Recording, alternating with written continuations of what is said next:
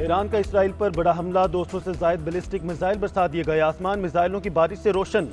Iron डोम हमला रोकने में नाकाम। हमले से इसराइली नुकसानात की तफसील ताहाल सामने न आई। इसराइली फौज का कहना है मिसाइलों को उर्दन और इसराइल की फिजाई हदूद में रोक लिया गया। ईरान के हमले में कई शहरी के जख्मी होने की इतला नहीं मिली। ईरान को हमले के संगीन नताइज भुगतना होंगे। ईरानी हुकाम ने मिसाइलों के 80% टारगेट को कामयाबी से निशाना बनाने का दावा कर लिया। अरब मीडिया के मुताबिक इसराइली फिजाई दिफा ने शाम की हदूद में भी ईरानी मिसाइल रोके। ईरानी मिसाइल तेल अवीव, हाइफा और मकबूजा बैतुल मकदस की फिजा में देखे गए। दर्जनों धमाके सुने गए। इसराइल भर में सायरन गूंज उठे। शहरियों को शेल्टर्स में पनाह लेने की हिदायत। इसराइली काबीना ने भी एमरजेंसी बंकर में पनाह ली। इसराइली जंगी काबीना का हंगामी इजलास भी तलब। लिबनानी इलाकों से भी इसराइल पर मुतादिद रॉकेट फायर किए गए। उधर इसराइली दारुल हुकूमत तेल अवीव में फायरिंग, 4 अफराद हलाक, 7 जख्मी हो गए। इसराइली पुलिस तर्जुमान के मुताबिक 2 हमलावरों को हलाक कर दिया गया। ईरानी पासदारान इनकलाब का कहना है कि इसराइल पर हमला हसन नसरुल्लाह और इस्माइल हनिया की शहादत का बदला है। इसराइल ने मिसाइल हमलों का रद्द-ए-अमल दिया तो तबाहकुन हमलों के लिए तैयार हो जाए।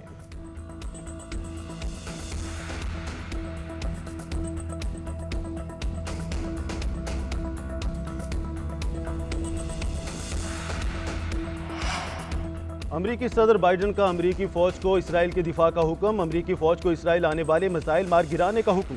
अमरीकी सदर की जानिब से इसराइल पर मिसाइल हमले के बाद कौमी सलामती कमेटी का इजलास तलब। सदर बाइडन ने ट्वीट करते हुए कहा, अमरीका इसराइल की मदद के लिए तैयार है।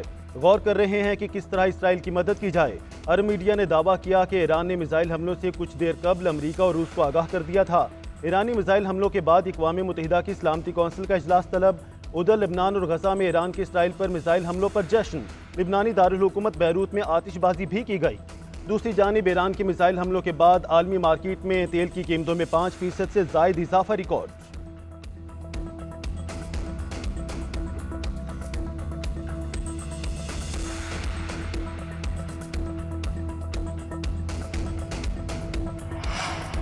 बाबर आजम ने कौमी वनडे टीम की कप्तानी छोड़ने का ऐलान कर दिया। कहा, कप्तानी करना अच्छा तजुर्बा था लेकिन वर्कलोड में इजाफा हो रहा था। बतौर खिलाड़ी क्रिकेट पर तवज्जो देना चाहता हूं। टीम की क़यादत करना एहसास की बात है लेकिन अब वक्त आ गया है कि इस्तीफ़ा दे दूं। मैं अपनी कारकर्दगी को तरजीह देना चाहता हूं। अपनी बैटिंग से लुत्फ अंदोज होना चाहता हूं।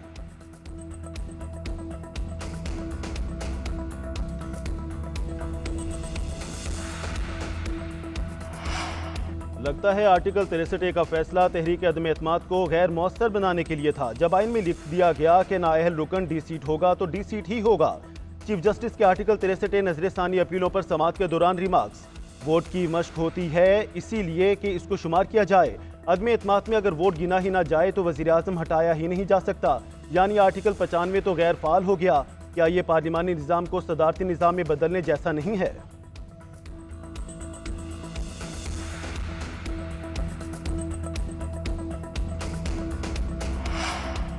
जस्टिस काजी फायजी साहब और जस्टिस मंसूर अली शाह दोनों मेरे लिए मोहतरम हैं। मुझे कोई मसला नहीं इन दोनों जजेस में कोई भी आईनी अदालत में बैठे। आईनी अदालत के लिए जिद्दोजहद कर रहा हूँ। मौजूदा चीफ जस्टिस के लिए जिद्दोजहद नहीं कर रहा। चेयरमैन पीपल्स पार्टी बिलावल भुट्टो कहते हैं अपोजिशन कहती है इस्लाहात करें, बस जस्टिस फायजी साहब को ना लगाएं। कानून साजी से पहले ये एतराज़ करना नामुनासिब है। मेरा नहीं, आपका एजेंडा किसी खास शख्स के लिए है। आइन कहेगा आईनी अदालत होगी तो आपको मानना पड़ेगा। जो आईनी अदालत को नहीं मानता वो सियासत भी छोड़ दे और वकालत भी।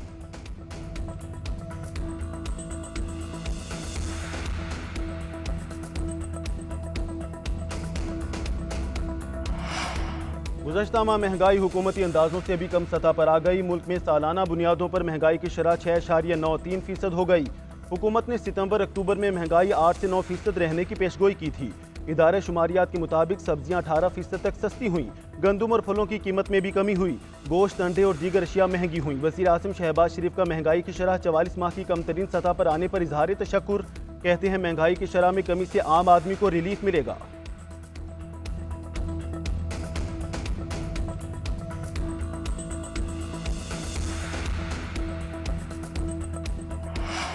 हुकूमत की एक बार फिर मौलाना फजलुर रहमान से ताउन की अपील। वज़ीर दाखिला मोहसिन नकवी की मौलाना फजलुर रहमान से मुलाकात। आईनी तरामीम पर हुकूमत के साथ बैठने की दरख्वास्त की। आईनी मामलात पर हुकूमती मौक़िफ़ सुनने की अपील। सदर ममलकत का पैगाम भी पहुँचाया। मौलाना ने सोचने के लिए वक्त मांग लिया। आइंदा चंद रोज़ में दोबारा मुलाकात मुतवक्के है।